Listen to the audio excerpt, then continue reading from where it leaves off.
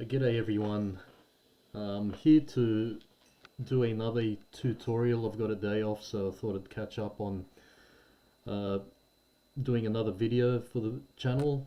And this topic will be based on the proportions of the human body as well as landmarks. So we're going to get into a bit of anatomy here. Now, I've got an example here of a body that, well, two bodies made up of, well, we've got 8 heads high for both male and female. Some books will, or some artists will use 7 heads high, 7.5 heads. I think there's even some people, maybe comic book artists, will use 10 heads high, but we'll use the general guide of 8 heads high for now.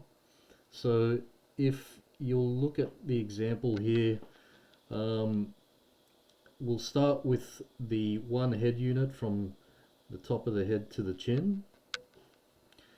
And if you go another head unit down, you get to roughly the armpits of both the man and the woman. Another head length down, you'll get to the bottom of the rib cage, roughly the bottom of the rib cage. So I'll just draw in the rib cage here, see where we're at. And if you go another head down, you get to the bottom of the crotch area.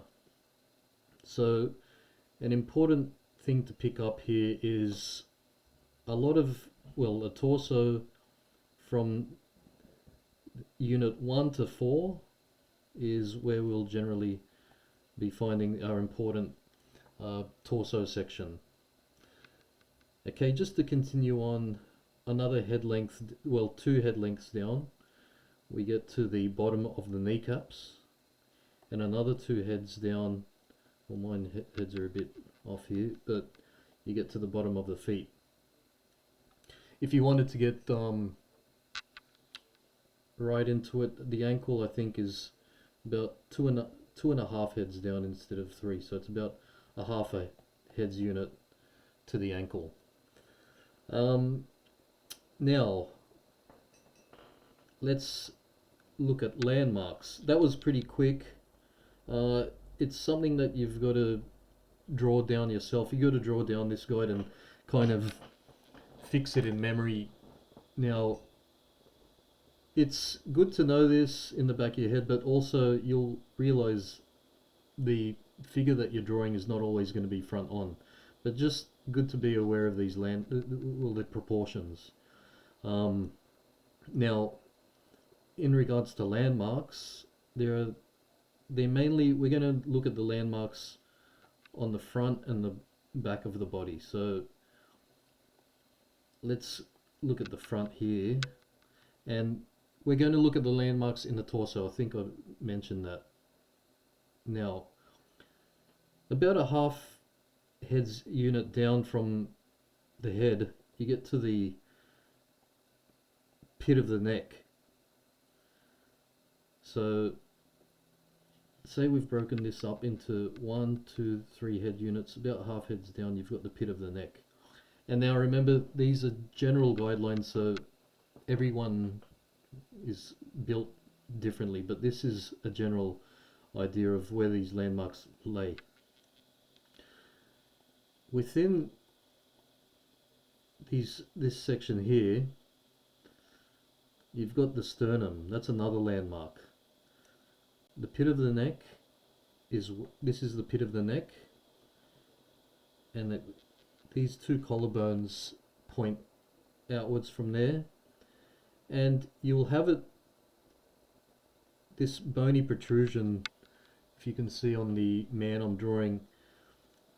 I think that's called the acromion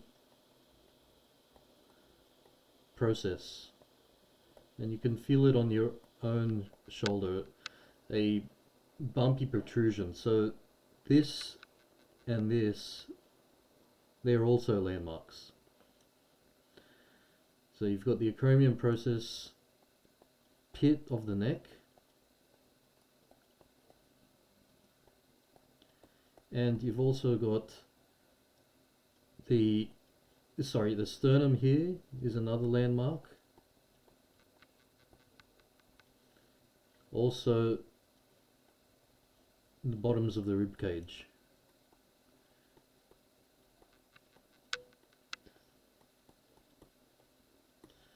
Okay, so those are landmarks in that upper torso region.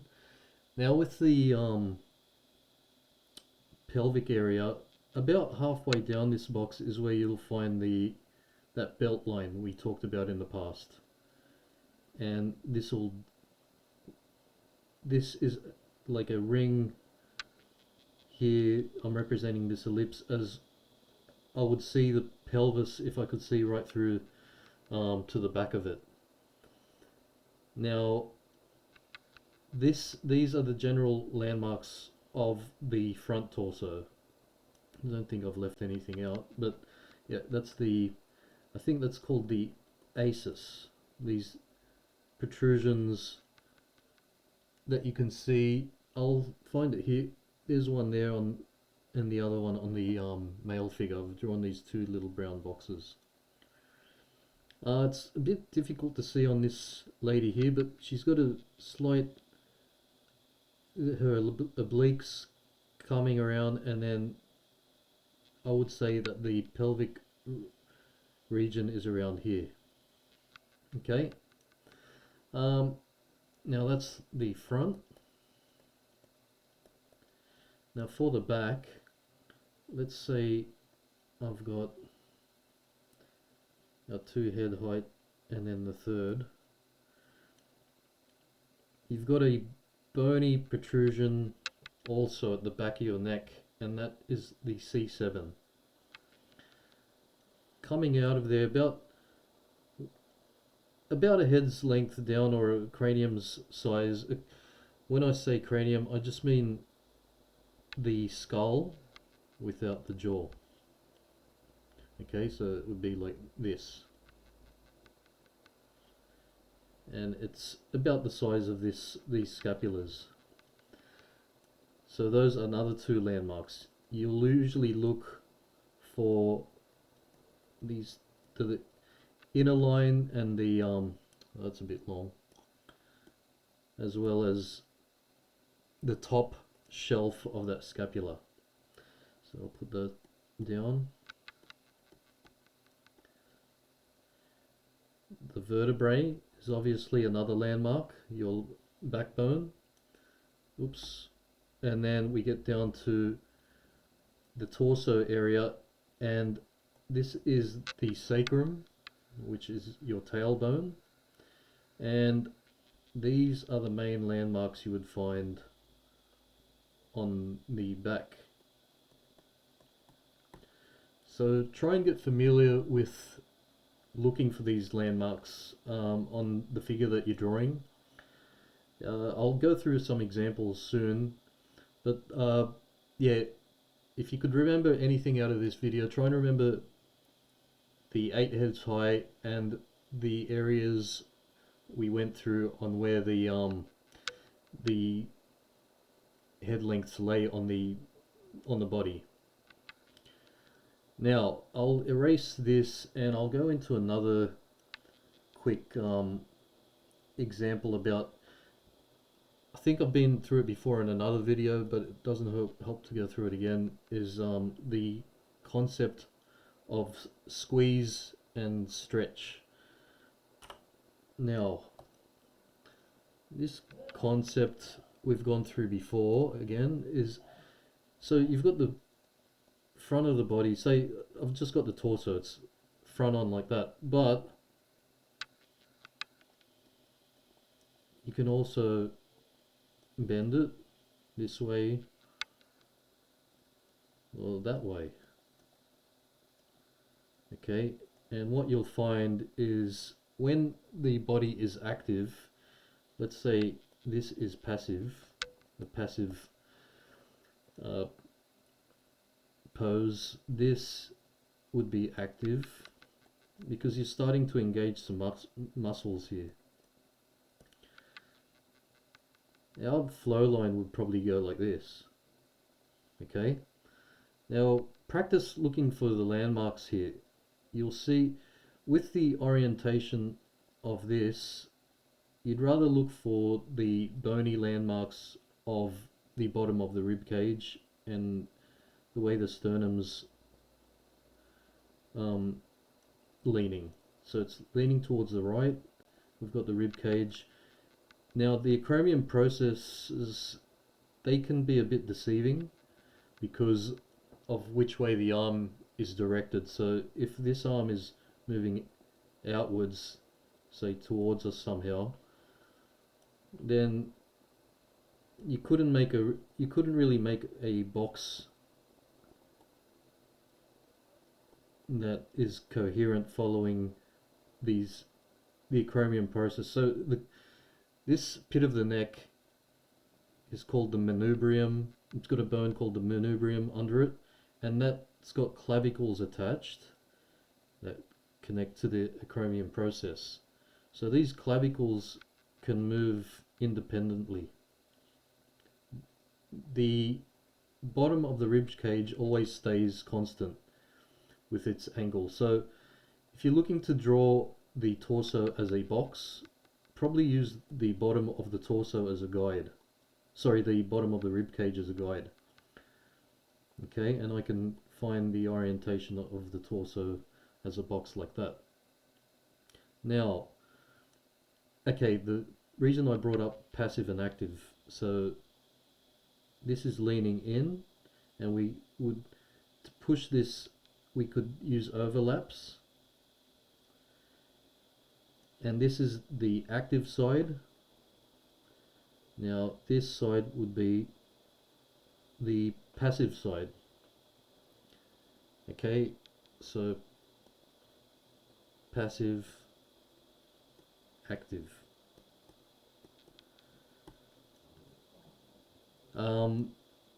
Just to finish off this torso, remember about, sorry, this at the top of this box is the sorry, it's at the bottom, in the middle, like that. The bottom middle of the box is where you'd find these protrusions of the hip.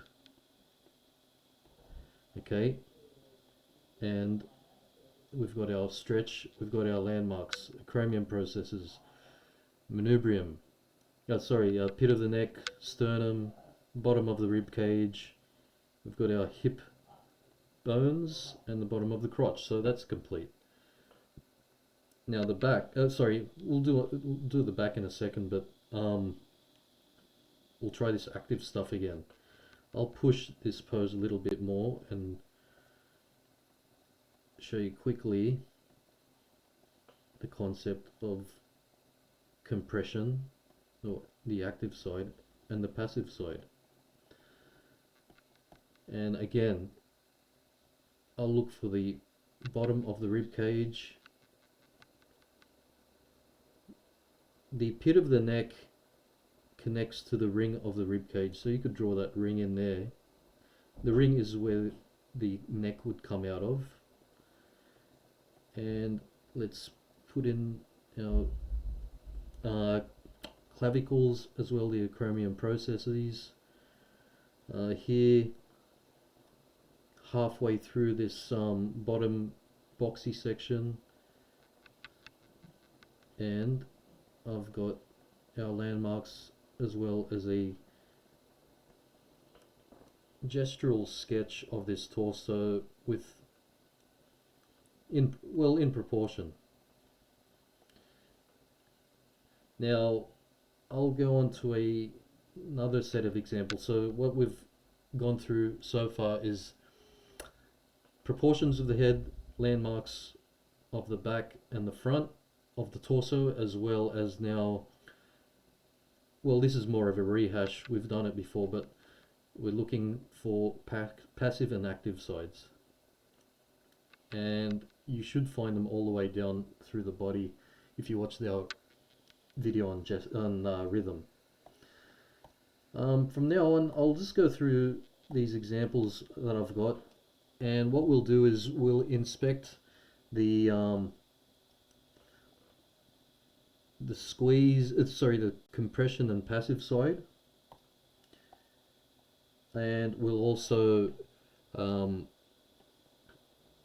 look at the landmarks on the figures.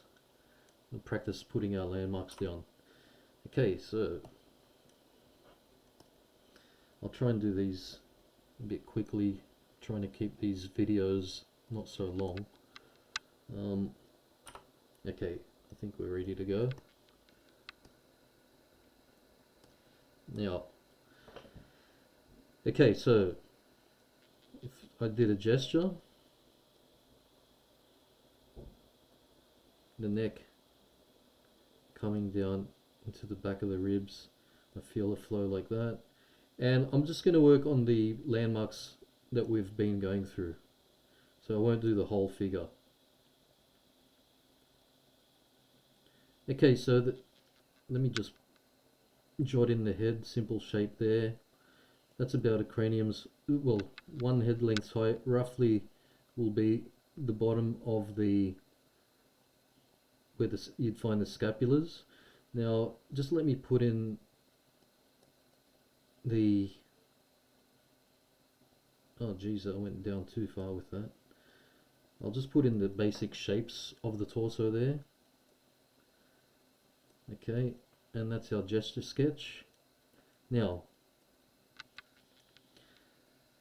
we've got him leaning sort of back and putting all the weight on his right foot. Okay, let's look for that C7, and I think it would be around there. So C7. The scapula, I can see a tiny hint of shadow there, and it will go to the acromion process. It meets the collarbone at the front through the acromion process, and you can see the hint of shadow over there. Here, I'll put the scapula, I think it's going like that.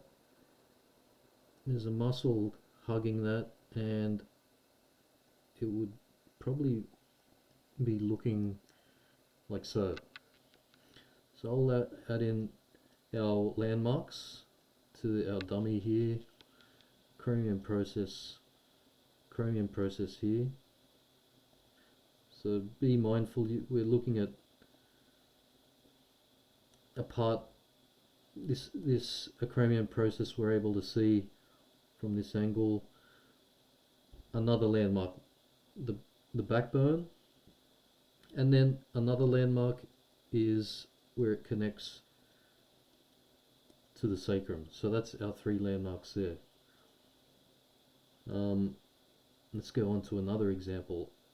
Sorry, before I do that, our stretch side is here and our squeeze is over here. So if you were doing your own figure from imagination, you can push that squeeze by showing some overlap with these thicker lines, and then a thinner line to just suggest a passive side. Okay, next example. I'll just erase this.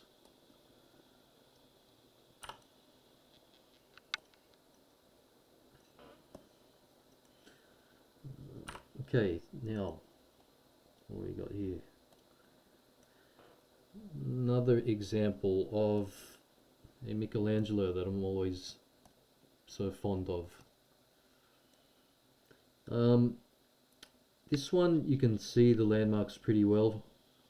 He's got the pit of the neck. The clavicle will go there. It's pulling around because his arm is being pulled back, so the clavicle's got to point in that general direction. This clavicle is hiding under all this. You've got the bicep and a deltoid there that's hiding the clavicle, but if we were to follow through, the acromion process would be around there. I might do it in red so you can see a bit easier. Come on. Let's try that. Okay, so we've got a sternum coming down from the pit. Bottoms of the rib cage, I can see, because you've got a shelf here that's in shadow. So that's telling me, this is one thing. Try and use some evidence of things to help you find parts of the body. So I've looked for this shelf here that's going in, and then it's coming out catching light. Okay, so I'm feeling that this drastic change in direction is where the points of the rib cage are. Well, the bottom of the rib cage. Okay, I'll just erase that. What else have we got? We've got the hips. So I can see this pretty well, and it follows this way around. It would go like that if you went all the way through. And what we were looking for are these landmarks, these bony protrusions that you would feel on your own hip, and those are around there on this model. So what have we got in terms of squeeze and stretch? If I feel a stretch here, he's squeezing in here, coming out here. This is really good rhythm. I think I would represent, it's hard to tell, this is the active side because he's squeezed in a bit, and then say probably this is the passive side. Okay, I'll draw that in quickly. So head, the passive and active sides, orientations of these areas. I've got the pelvic box area, and if I'm to represent, I remember also we went off of the bottom of the rib cage to find the orientation of the that top area of the torso, the rib cage. So it's quite wonky, isn't it? I think it's more like this. Pit of the neck, and he's looking back very dramatically. Okay, so I'd have my landmarks like so, bottoms of the rib cage. Here I couldn't see the acromion processes, but we're assuming if we could look through, it'd be kind of like that. The torso, sorry, the pubic area, the aces, these two protrusions, we'd look for that, and this would connect maybe like so. Okay. Moving on to the next example. I hope these examples help you understand. I know it can be, my voice especially is really boring, but hopefully you don't fall asleep and it keeps you interested enough to help you sketch better later on your own ventures. Now, this is a really, I'd say that's a Russian academic artist that would have done this. They're super good, these guys, especially with anatomy. And you can see these points like the bottom of the rib cage, sternum, clavicle there going to the AC, the acromion processor there. Maybe it's good to just do this sort of exercise, go over the superimpose your lines over an existing drawing to identify these landmarks, and then come off to the side and do your own practice. So we've got the rib cage, and I'm just freehanding it. Look, see, I'm not counting exactly. I'm just freehanding it for now. It's best to do it freehand and then check your measurements maybe afterwards, so you don't get into the habit of just meticulously measuring beforehand. Try and use some of your own observational skills to figure out the proportions. Something that it should look good to you, and then if it doesn't, pull out that the technique of measuring and seeing where the head lengths land, and if you got it pretty close. Now, pit of the neck, whole of the rib cage. Now I can see this sternum going down that way, and to these points I'd say that's the bottom of the rib cage. Okay, and then so the navel is usually under the points of the rib cage. Okay, so the belly button down here, I'm going to follow through with the pelvis, and we've got our landmarks almost jotted down. We've got the clavicles.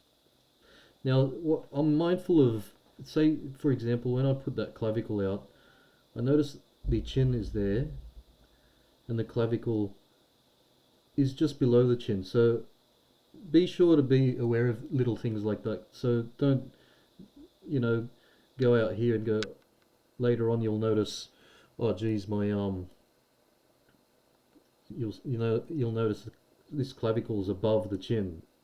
Just be aware of where things are in relation to other things. Okay, always be mindful of that. Okay, now the squeeze and the squeeze side, the active side would be here, and he's emphasized it a little bit with the overlap there over the hip bone. So if I did it like that, it would look like that. And this is the stretch side. Now you'll see it comes in a bit where there's a gap from the rib cage to the pelvis and comes back out. Okay, so that's another example. Let's move forward. I think I've got only another couple, so don't worry, it'll be over soon.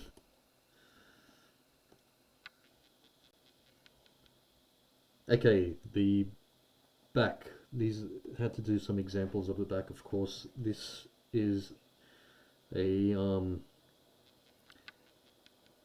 figure where the lady has more of her weight on the right foot, is bearing all the weight. So if you see a model do that, where they've got one leg bearing most of the weight of their body, you'll notice because of that the hips will rise up on the weight bearing leg.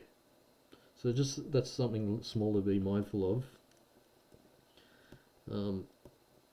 Let's look for the landmarks here. We'll follow the drawing here. I'd say, so that's the back of the head, the neck. C7 would be around there, and her back is the vertebrae going down like that, coming out, and where it comes out is where you'd find the sacrum. Okay, shoulder blades. I can see the bottom of the shoulder blades here. So last time we were able to see the top parts, but we've got our hint here of the shadow. I know she's leaning this way a bit, so the scapula should follow something like that. Okay, and you'll see a bit of, I think that's, yeah, part of the trapezius hugging the scapula. I think that's the landmarks for the back. A bit easier to remember than the front. If you wanted to follow through with the rib cage, the base of the rib cage there, you can see it with these shadows. And also you've got a sweep coming out and a bit of shadow there, sort of showing you the it's like a guide for where the rim of the pelvic area is. If I had to represent what I've just put down as boxes, I would say you'd have something like this. She's sort of leaning, it's hard to tell, but this is a side of the box because we can see the shadow here changing planes, and the sacrum is, it's connected to our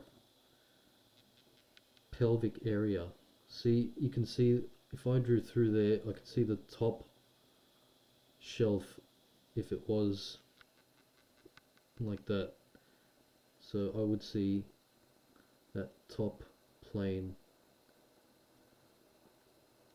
of the pelvic box area, and then I could just put in some suggestions for the legs. Now I have to be careful. It looks like she's leaning so far over in my drawing, but one other thing to be mindful of is, oops, getting carried away there. So if you've got a leg bearing most of the weight, you'll notice that this foot is right under the head, and that maintains her balance. So you'll notice that in a lot of poses where the leg that's bearing the weight will be situated directly below the head. Forgot to add the landmarks here, and it would be like so. C7. There you go. Now one more example before we wrap it up. Okay, I got this off of Pinterest, and the artist is Anton Melentev. Looks like another Russian academic style of drawing. Always good to look at and study. You might find the free poses on the internet, timed poses of photo references, but I would also encourage you to look at these Russian academic drawings, and they really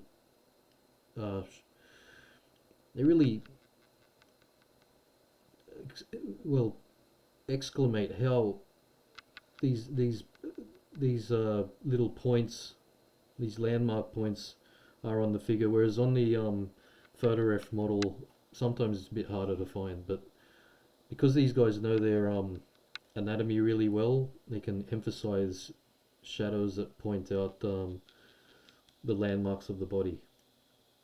Whereas, like I said before, the free model, sometimes it's hard to see these landmarks, but for when you're learning, these are excellent resources. Now, in this example, you can see through, the artist has drawn the orientation of the skeleton underneath this figure. It's really handy to look at. So let's see, he's got his pit of the neck, sternum. Now see how strong it's going that way, but on this model it sort of looks like it's going like that, doesn't it? But that's why we look for these bottom ribcage landmarks. So we know that, and this sternum would be perpendicular to the angle of the ribcage. Okay, so that's a guideline there for you. Clavicles you can see really well. Going to the acromion processes, which is, remember, the place where the scapula will meet the acromion process, the clavicles will meet the acromion process. So if you look at this, if you were to look at it from the top, sort of, this is the neck coming out. The shoulder girdle looks like a trapezoid. You've got the sternum here at the front part, and on the back side is the scapula connecting the acromion process to the clavicle. Okay, further down we go right down to the bottom of the crotch. These are the hip bones that we're looking for, and this is what I do when I draw through. Okay, it's like a bucket, tapered bucket. Okay, now, oh yeah, you can see it here. This, let me erase it so it's easier to see. You've got that, and it dips down. That, and it's dipping down. That's what you're looking for. I think it's more drastic like that.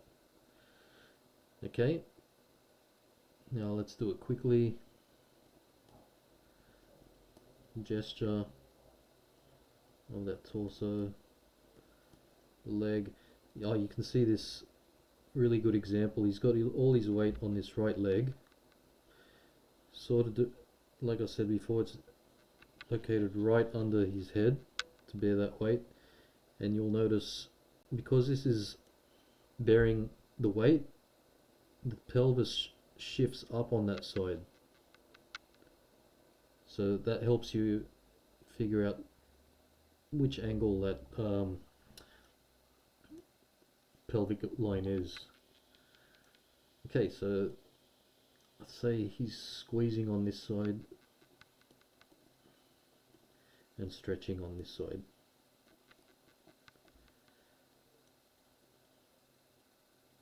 Pit of the neck, collarbones. I've noticed that from here that the angle of the rib cage is like so. Just below these ends of the rib cage, we've got our navel, and that will continue down to the crotch area.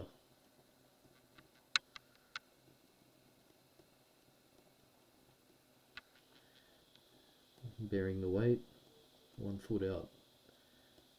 Okay, so hopefully this has given you a bit of insight into looking for landmarks, figuring out where landmarks are based on the proportions, using the head as a guide. So practice a lot, doing a lot of that. What I was saying before is, maybe if you've got the tracing paper, just go over the images, figures, especially these academic references, and find the landmarks on your own and complete that. Identify the passive and active sides, and from that we'll see what we get onto next. Maybe some simple anatomy to begin with. But for now, take care and keep creating. Thank you.